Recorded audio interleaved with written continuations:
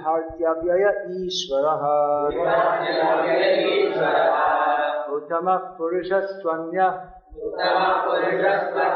Paramatmetyudahritaha Yolokatrayamavishya Vidhartyavyaya Ishvaraha. Chant. Besides these two, there is the greatest living personality, the Supreme Soul, the imperishable Lord Himself, who has entered the three worlds and is maintaining them. Krishna says, besides these two, so this is clearly a positive to the previous verse, which I'll therefore read. Dvavimo purusho loke ksharas chakshara evacha sharas sarvani bhutani kutastokshara uchate. There are two classes of beings, the fallible and the infallible. In the material world, every living entity is fallible, and in the spiritual world, every living entity is called infallible. So this verse that we just read today, beginning with the word Uttamaha, Uttama Purushaha, Tvamyaha, he is the best or the supreme person, the person above all others, and he is Anya, he is different to the two classes of beings who have been described previously. That means those who are living in the material world and those who are living in the spiritual world. So these are two classes of living beings, and superior to them is the Paramatma, the Supreme Personality of Godhead. So Krishna is also Atma, but he is Paramatma. And ordinary Atma is Jivatma. Jivatmas are part and parcels of the Supreme Personality of Godhead. Namai Vangsho Jivaloke Jiva Bhuta Sanatanaha. In Bhagavad Gita, Lord Krishna has already explained that all living beings are my fragmented parts and parcels. And in the next verse, which comes after this is text 17 we're reading today, Krishna goes on to explain, Yasmaksharam atitoham aksharada pichotamaha atosmi loke vedecha patita purushottamaha. Because I am transcendental beyond both the fallible and the infallible, and because I am the greatest, I am celebrated both in the world and in the Vedas as that supreme person. So Krishna is explaining that there is a personality who is superior to all others. He is called Paramatma, and that is me, actually, Krishna is saying. So he's explaining his position and then directly equating himself with it. Sometimes people ask, why is it that Krishna says in Bhagavad Gita, he speaks about the super soul as if it's someone else? He speaks in the third person. This is an example. In the verse we read today, there are many others. Ishvara sarva bhutanam hrideshe arjuna tishtati brahmayan sarva bhutani yantrarodhani mayaya. Krishna tells Arjuna that the Supreme Lord, Ishvara, the word is being used, Ishvara, he is situated in everyone's heart and is directing the wanderings of all living beings. So why does he say Ishvara? Why doesn't he just say me? I considered this, and I came up with the understanding that it's actually, that may be done, it's not only Krishna does that, others may also do that. If someone, the teacher in the class may say to the children, listen to me. Or he may also say, you should listen to your teacher. He is the teacher. But he may say, you should listen to your teacher.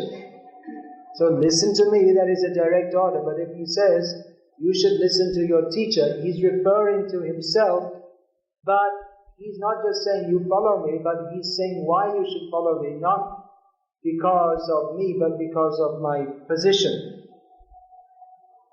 So Krishna does the same thing. He explains what is his position, and therefore we understand why we should follow Krishna. If Krishna simply says, well, do what I say, then certain kinds of persons, of course those who are devotees, they will agree. But those who are not devotees, and after all, Bhagavad Gita is spoken to make people devotees. It is the ostensible reason for Krishna speaking Bhagavad Gita is to convince Arjuna to fight. But that is the reason, but there's a much bigger reason than that. It's a big enough reason. But it has a much broader scope. Bhagavad Gita, actually Arjuna is already a devotee. Krishna tells Arjuna, Manmana bhava madbhakto, madhyaji mam namaskuru. Always think of me, become my devotee, worship me, bow down to me. But Arjuna's... Something in the mic? You seem to be very interested in the microphone. Arjuna's already doing that. He's already thinking of Krishna. He's already worshipping Krishna. He's already bowing down to Krishna. He's already Krishna's devotee. So actually Krishna spoke Bhagavad Gita to convince others to be Krishna's devotee. Because there are others who are not inclined to be Krishna's devotee. There are others who, just like if Krishna tells Arjuna, you do it. Even if Krishna had not spoken the Bhagavad Gita, Krishna could have just told Arjuna, just given him one slap in the face and told, hey, come on, get up, fight. I'm telling you. And he would have said, yes, okay. Because he's a devotee. But it was the arrangement of Krishna's Yoga Maya potency that Bhagavad Gita begins with the chapter that is entitled, what's the name of the first chapter? Arjuna? Vishada Yoga. Arjuna is feeling great distress. So, Krishna doesn't want his devotees to be in distress, but this was arranged so that the Bhagavad Gita could be spoken to Arjuna, who was suffering from what he himself described as Karpanya dosh. I've become a rascal. I've become a fool. Cripple-minded. But actually Bhagavad Gita was spoken to convince others who are not like Arjuna to surrender to Krishna. And there are others, you see, here he's convincing. I'm God, so you should surrender to me. There are others, there are some like Duryodhana, who even if Krishna tries to convince that he's God, he won't be convinced. Just like Duryodhana, Krishna, one of his famous names is Pandavadut. One of the Divya Deshams you'll find in Tamil Nadu is, in there the Lord is called Pandavadut.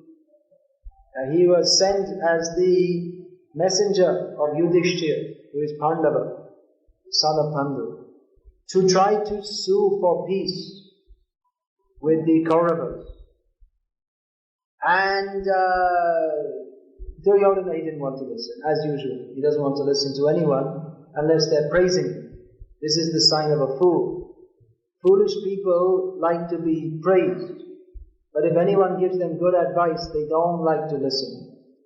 If the good advice is not what they like to hear, they don't like to listen. Which is why there are so many bogus gurus in the world today.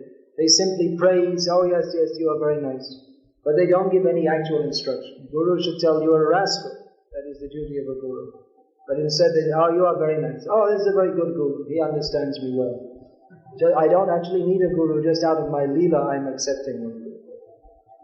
So Duryodhana, he just liked to listen to praise and he didn't like to hear Krishna telling him not to, why he shouldn't fight. I want to fight. I want to kill the Pandavas. Let's have a fight. Great. We've outnumbered them. We've got all the great fighters on our side. I want to fight. I want to finish those people off. I've been trying so many ways, and we tried to kill the Pandavas. We tried to kill Bhim first of all by poisoning him, throwing him in the river in an unconscious state, and we wanted to burn them alive in the house of lac, and we sent them to the jungle where we were hoping that they would get killed by some Rakshasas or whatever. We did everything we could and they're still alive, so let's just, in the meantime we've built up our forces, so let's get it out in a big fight and definitely we're going to defeat these. We'll defeat the Pandavas. And Krishna said, no, you're not going to defeat them. You have bigger armies, you may have the best fighters, but they've got me and I'm God, so you can't defeat. But Duryodhana, he wasn't willing to listen. So Krishna at that time showed him some display of his opulences. Krishna showed him the Vishvarupam, and they are, it's just some magic trick, that's all. We're not afraid of you. But what can you do with such a person? Balaram himself, Balaram is known as Duryodhana Guru. It's one of the names of Balaram. He's the Guru of Duryodhana for club fighting. So he had some kind of sympathy for Duryodhana. But after Samba, the son of Krishna, was surrounded by all the great fighters of the Kauravas, because he stole away Lakshmana, who was the daughter of Duryodhana. One of Krishna's queens is also called Lakshmana. There's another one. So in the Swayamvar, he just took her away by force. So the great heroes of the Kaurava, actually, including Arjuna and everyone at that time, they forcibly captured Samba. So Balaram came and said, you shouldn't do this. I'm your friend and everything, but this, he's Krishna's son, so you shouldn't mess around with him. So anyway, just release him and everything will be okay. And then the Kauravas said, what is this Yadu dynasty? We are actually the kings here. We're in charge. And this Yadu dynasty, they're simply, we allow them to use the royal insignia like elephants and chamar and all this kind of thing. We allow them to, but actually we're in charge of the world, and even the demigods are afraid of us. So what is this Yadu? Who is this Balaram? So then Balaram, he got angry and he said that, these people are so stupid. They think that they're in charge, but they don't know who Krishna is. So for such people, the only manner of dealing with them is with a stick. What else do you do with it? So such people are simply rascals. And rascals, they just need a stick, that's all. There's no arguing with such people. So Bhagavad Gita wasn't spoken for Duryodhana. He was also present there. But such a person as Duryodhana, even with a stick, even if you beat him on the head, he'll rather be beaten on the head. He'll suffer the beating on the head rather than admit that Krishna is the Supreme Personality of Godhead. That is the nature of a rascal. So Bhagavad Gita wasn't spoken for Duryodhana, and it wasn't spoken so much for Arjuna as it was spoken for us. Bhagavad Gita is spoken especially for people who don't know whether they should be with the Pandavas or whether they should be with the Kauravas. Where do we stand? Are we with the godly or the ungodly? In the beginning of the 16th chapter of Gita, Krishna explains there are two kinds of people. Most of the chapter he devotes to explaining the demoniac kind. So he begins with explaining the godly people, godly nature. Abhayam sattva samshuddhya jnana yoga vyavastiti dana dhamascha yagyascha swadhyayastapa arjava ahimsa sha.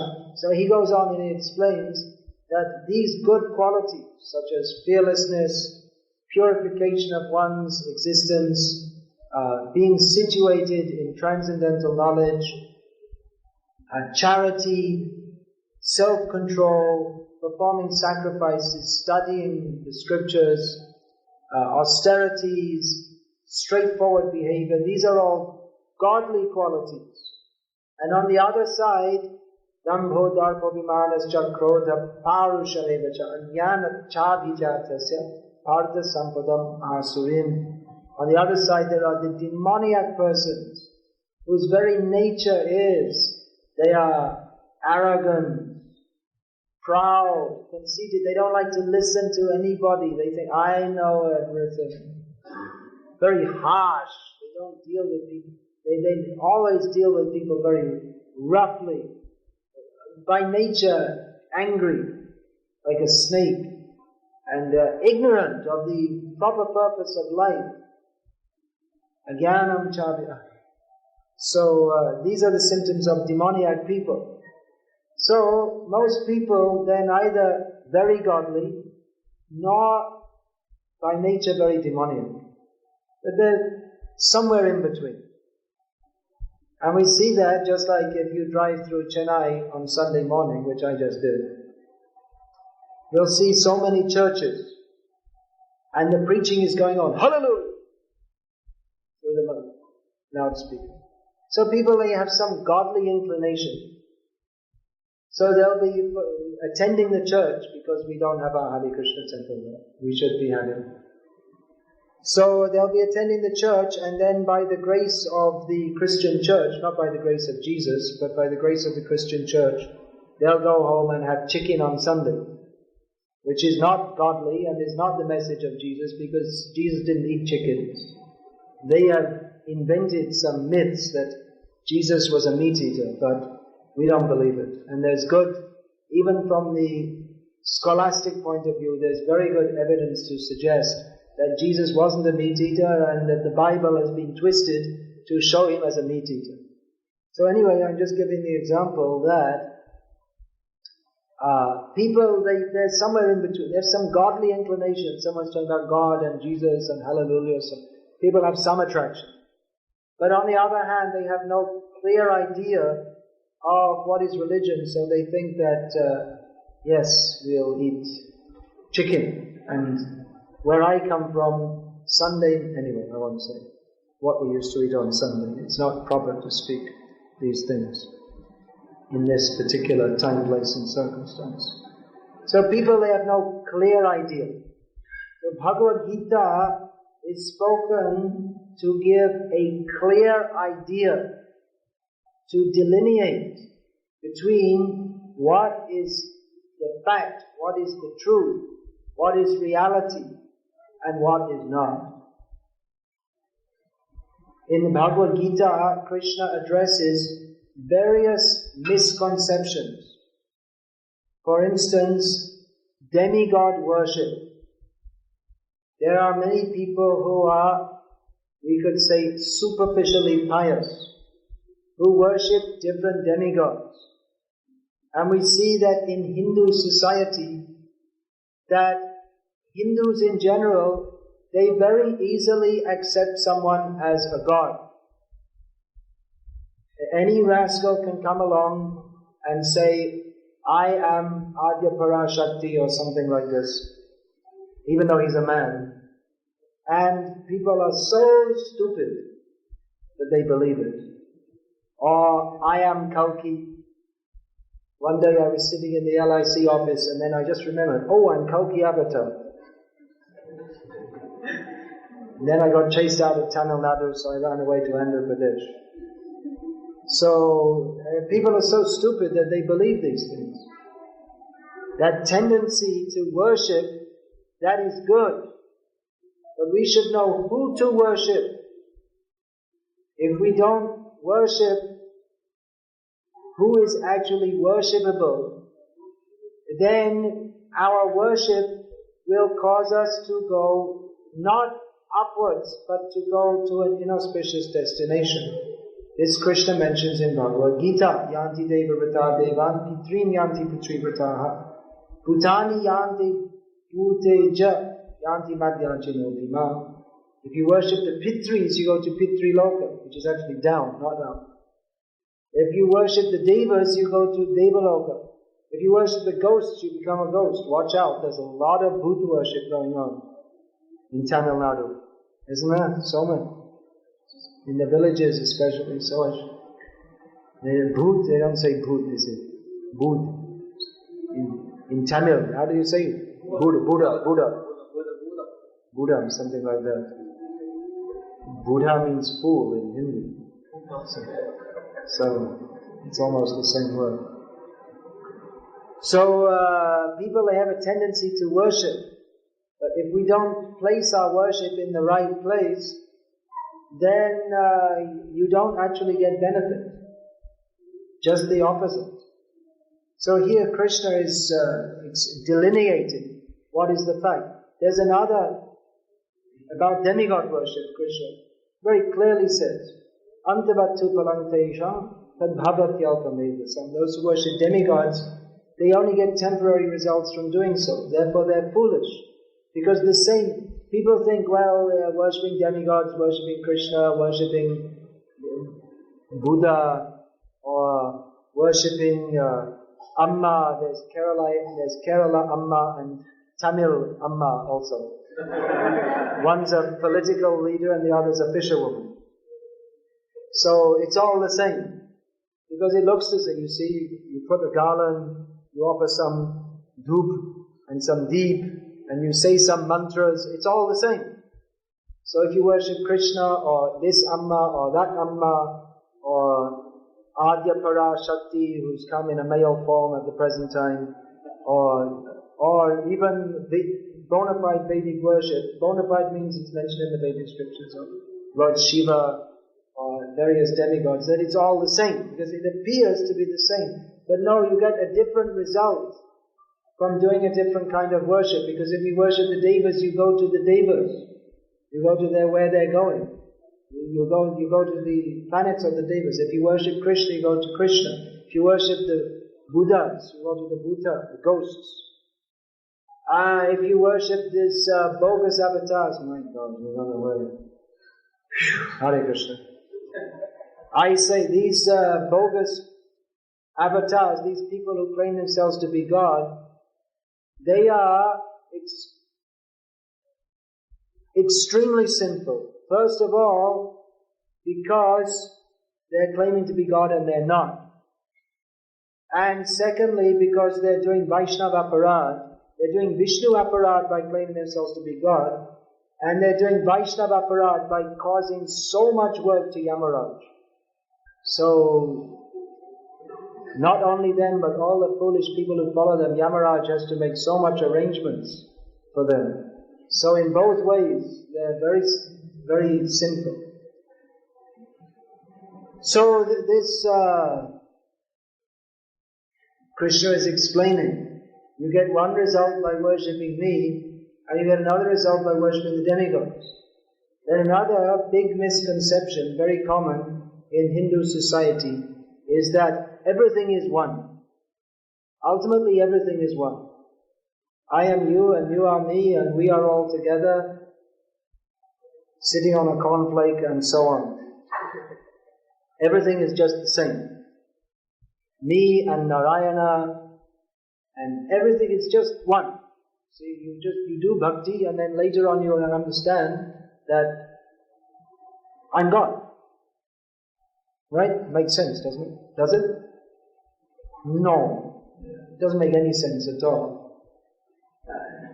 Somehow or other people think it's more intelligent to think that you're God than to think you're the servant of God. But actually, according to Krishna in Bhagavad Gita, such people, they are less intelligent. They're not more intelligent, they are less intelligent. Krishna clearly says that those who think that Krishna is not the Supreme Personality of Godhead, they think that He, like everything else, is produced from some undefined absolute, unmanifest. If you think like that, Krishna says, Avyaktam vyaktimapanam manyante mam abuddhayaha. Whoever thinks that originally there was some unmanifest absolute, and Krishna has come from that, as is a commonly propagated idea. Krishna says people abuddhayaha. They have no brain. Damn fools, idiots. There are various words. Murha is a common word. So, no brain. Stupid. Well, how can you say they're stupid? They're quoting Shastra, but they're stupid. Krishna says so, because they got it all wrong. Just like you may be a so-called brilliant mathematician, but if you think that 1 + 1 = 3, then you're a fool. Even if you theoretically know calculus and so many things. But if you think that 1 + 1 = 3, then you're a fool. Let's say you may have a PhD in math, someone might give it to you, you never know. But if you think that 1 plus 1 equals 3, then you're a fool. You may have so much theoretical knowledge, but your practical knowledge of reality doesn't make any sense. It's nonsense. So in the same way, you may be a so-called great Vedic scholar and you know how to interpret different Vedic sutras according to the rules of Nyaya and Mimamsa, all these different things. But if we don't understand that Krishna is the Supreme Personality of Godhead and we are His eternal servants, then we got it all wrong, according to Bhagavad Gita, which is what Krishna says. And that's what we're supposed to understand, because Bhagavad Gita is the essence of all the Shastra, that is spoken by Krishna, who is the Narayana himself. Yasvayam Padmanabhasyam Mukha Padmanabhinisritam. Bhagavad Gita is directly spoken by Padmanabha, Krishna, from whose lotus, navel the lotus emanates. So the fact is that Krishna is the Supreme Personality of Godhead, and we are all His eternal servants, as described in these 3 verses, of which this is the second, the one that we're reading today. So if we can simply understand this, then automatically all misconceptions, demigods, demigod worship, everything is all one, that is automatically, being freed from such misconceptions is all subsumed by this simple understanding that Krishna is the Supreme Personality of Godhead, we are all His eternal servants, and any other idea apart from that is wrong.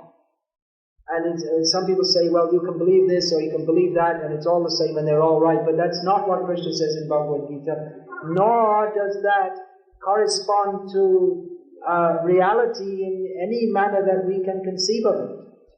If we say that all opinions are the same, it doesn't make any sense anyway, in any way that we can conceive it. My opinion is that 1 plus 1 equals 3. It's your opinion, but it's damn wrong. You're a fool. You're an idiot. You can believe it if you like, but we have to lock you up in the Pagalkhana, because you're an idiot. You shouldn't be living in society by having such wrong ideas.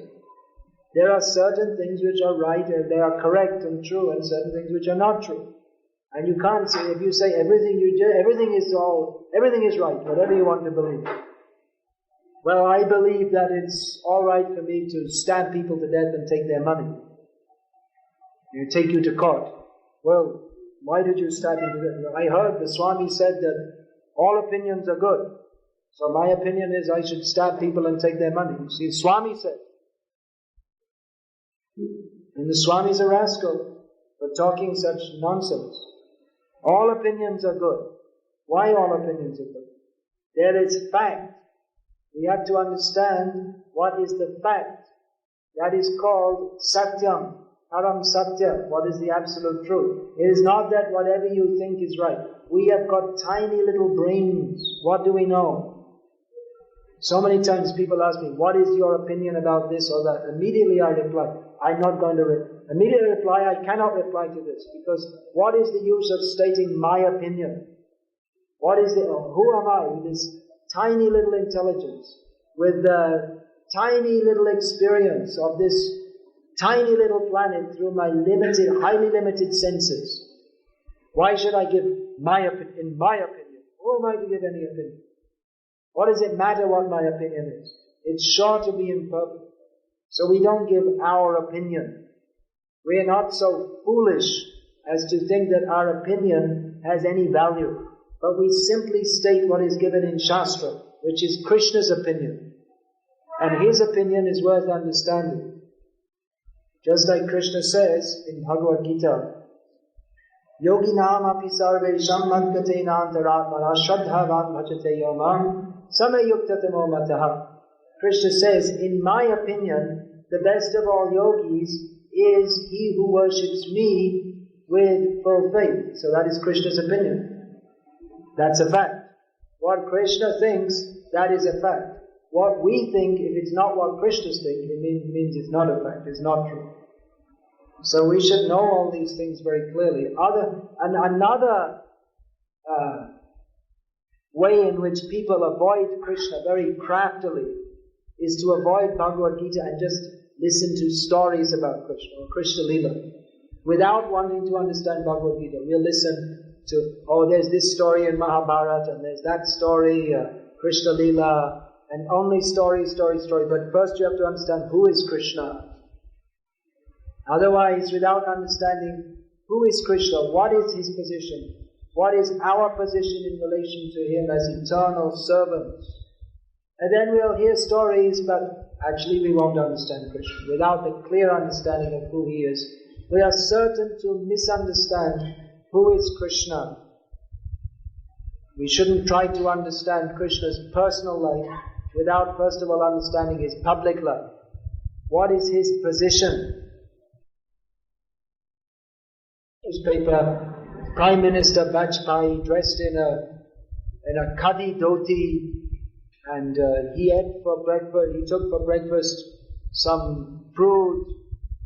Why should we be interested? What does it matter what he dressed and how? Actually, Prime Minister they don't, but the film stars and the sports stars, you see. Sachin, for breakfast he eats, I don't know what it is, probably better not to say it here. They have this idea that to be strong you have to eat meat, although send Sachin to fight with an elephant who's a vegetarian, see who wins. So, anyway, in these magazines, I haven't read, but I presume, because these magazines are for nonsense people and they're about nonsense people. So they put what these sports stars are eating and how they dress, what fashions they follow. Why should you be interested?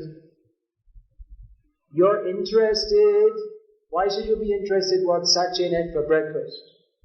You're interested because he's the #1 Indian cricketer, which means he's the most expert person in India at hitting a ball with a piece of wood, which is of no value to anyone, but somehow or other they think it's very important because they're fools. So, if someone says, well, I ate idlis for breakfast, why don't they put it in the magazine? So I'm sending a report to the newspaper. This morning I had 3 idlis and coconut chutney, but not much chutney because Amma put too much salt in it. So, and then do you think that they're going to report it in the newspaper? No. Why? Because Sachin is who he is, and you are who you are. And he is very important in the minds of foolish people, which means most of the people. And you are not important in anyone's mind for any reason whatsoever. So, first, if someone tells you, you see that Sachin had 3 idlis for breakfast. Oh, really? Yes, Sachin Naine. So another Sachin. Who's that? He's a clerk in an office in Bombay. Not very interested. And we said, Sachin had 3 idlis for breakfast. Which Sachin? Oh, really? He had 3 idlis for breakfast. Really? Oh, that's really, it's very interesting. I have to, is there more in the newspaper? So we're taking interest not because he had the idlis, but because of who he is. So in the same way, Krishna is going out with the cows in the morning. Well, if you look out here, you'll probably see some boys taking cows out also. So if we say, well, the mother gave some rice and salt, probably they don't eat much else, and chilies, that's probably what they eat for breakfast, not idlis. His mother gave him some rice and some salt and some chilies. You're all going to come out here and listen to that? If we say that Swamiji will be giving a lecture on what some village boy, he took some cows out and what he had for breakfast, will anyone be interested? No. But if we say that, you see, Mother Yashoda, she's dressing Krishna, and then she gives him Shukta Shakadi Bhaji Nalita Kushmanda Dali Dalna Dugda Tumbi Dadi Mochakanda. There's a whole list. That's his breakfast. He has a good appetite. That's not everything. That's just the first line of the song. And he has a huge breakfast. And then he goes, and he has lunch too. He's God. So, why should we be interested to hear that? Because he is Uttama Purushastvanya Paramatmetu Dahrita Yolokatrayama Vishadvidhatya Avyayam. Because he is the Supreme Personality of Godhead. Therefore, his Leela is of importance. Otherwise, many people are dancing. Of course, they don't dance for a night of Brahma. But many people are eating. Many people have girlfriends. Many people have wives, not 16,108 wives. But many people are fighting.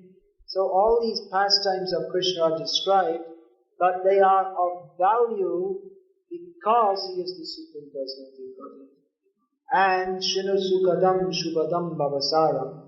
Even in this miserable material world, by hearing of Krishna, we become happy on the transcendental platform and our life becomes auspicious.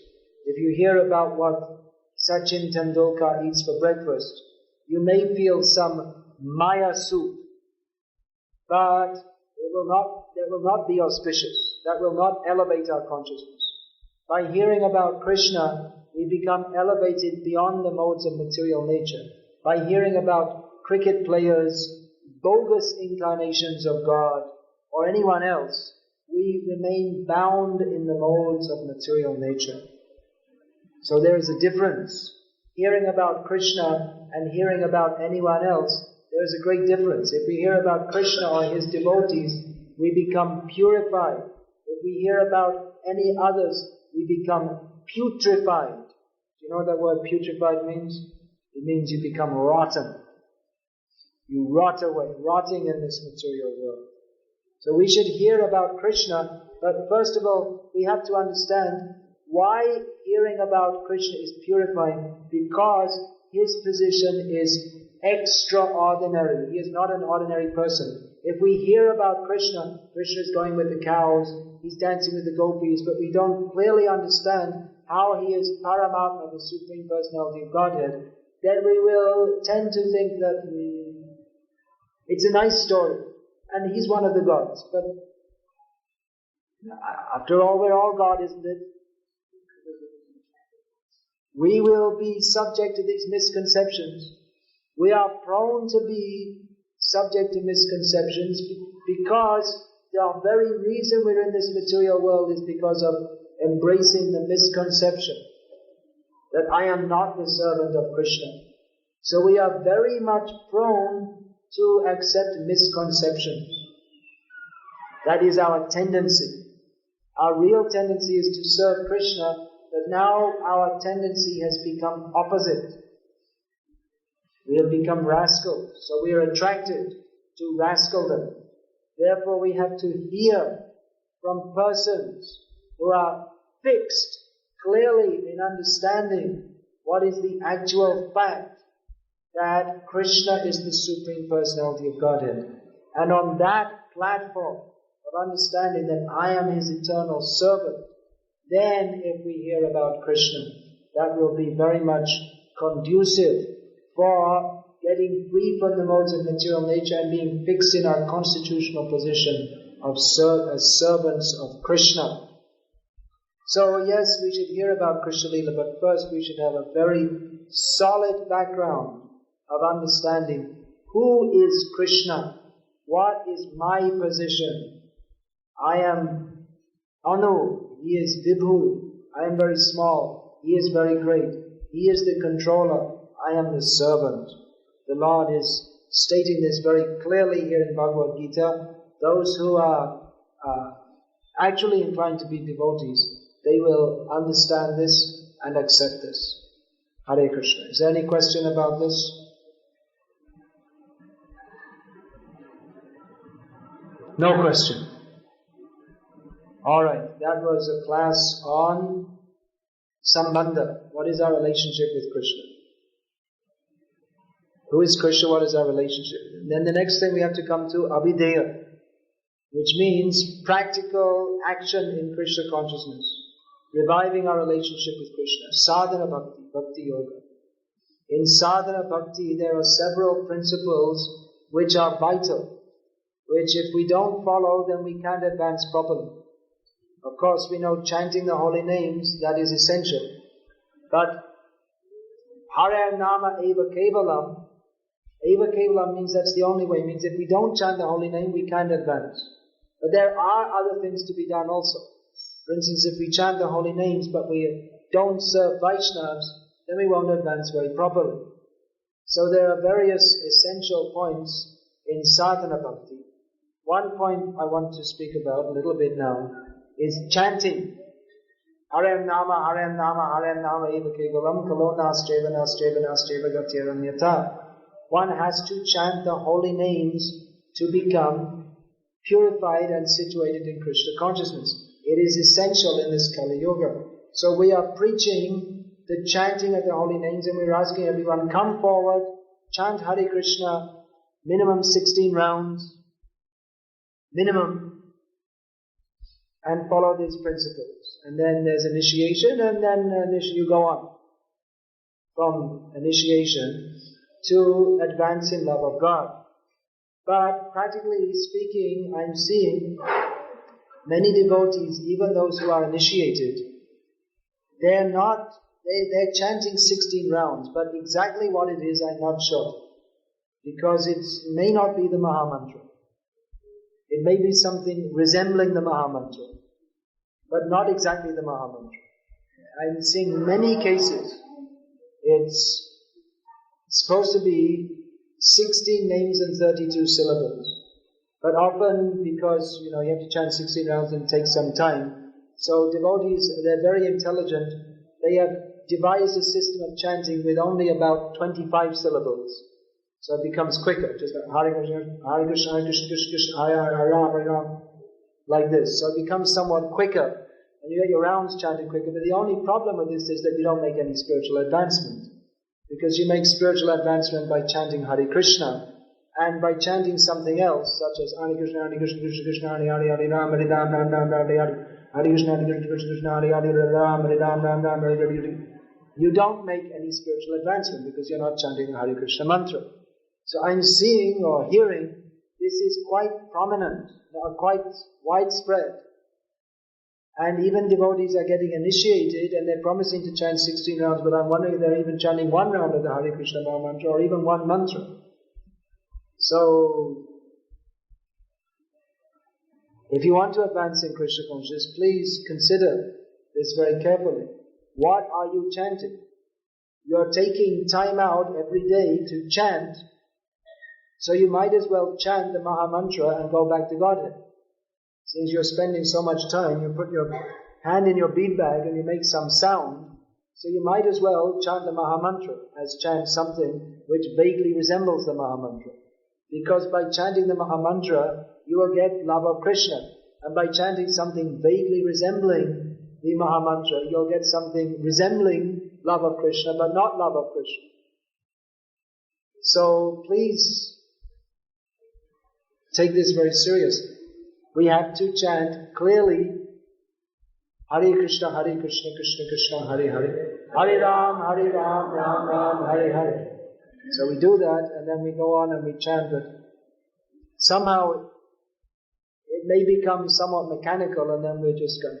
Or another thing, there's the almost silent.